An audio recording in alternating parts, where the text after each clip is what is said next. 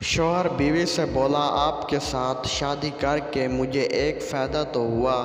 बीवी खुश होकर बोली, अच्छा जी, कौन सा फ़ायदा? शौहर बोला, मुझे मेरे गुनाहों की सज़ा दुनिया में ही मिल गई।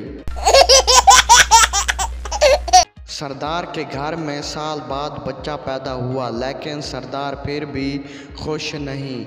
आदमी ने पूछा, क्यों सरदार जी? एक आदमी ने पूछा, क्यों सरदार जी खुश नहीं हो बच्चे की पैदाइश पर?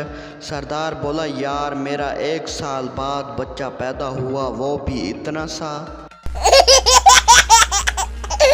पप्पू लड़की को प्रपोज करने गया तो उसने प्रपोज करने का नया तरीका ढूंढ निकाला।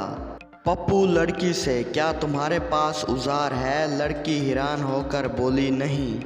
पप्पू बोला, तो क्या आप मेरा वाला लेंगी? बच्चा बोला, मम्मी ये प्रेग्नेंट का क्या मतलब होता है? मम्मी बच्चे को गुस्से से देखती है तो बच्चे को लगा कि गुस्से को ही प्रेग्नेंट होना कहते होंगे।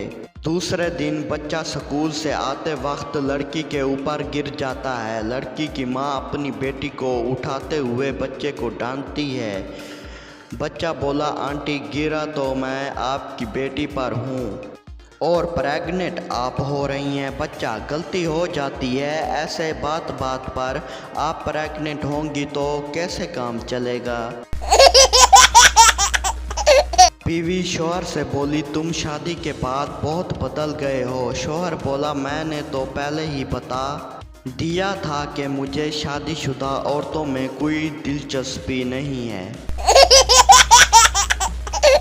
बहुत खुश नसीब है वो बॉयफ्रेंड जिनकी गर्लफ्रेंड अपने हाथ की नफ्स काट देती हैं, और हमारी वाली साली तो 2-2 महीने नीचे वाले बाल नहीं काटती। नफ्स क्या घंटा काटेंगी?